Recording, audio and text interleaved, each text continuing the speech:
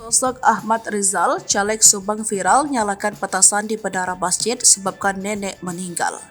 Inilah sosok Haji Ahmad Rizal, calon legislatif DPRD Kabupaten Subang yang viral menyalakan petasan di menara masjid.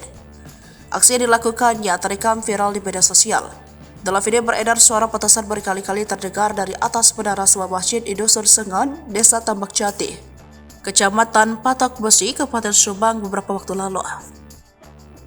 Selain menyalakan petasan di menara masjid, caleg tersebut juga membongkar jalan beton yang dibangun dari dana aspirasi selama 2 periode menjabat anggota DPR di Subang. Lantas seperti apa sosok Haji Ahmad Rizal?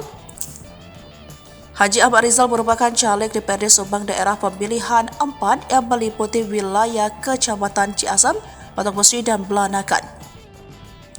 Ia terdaftar dari Partai Nasdem dengan nomor urut 8. Sebelumnya, Haji Ahmad Rizal juga sudah menjabat sebagai anggota DPRD Subang selama 2 periode.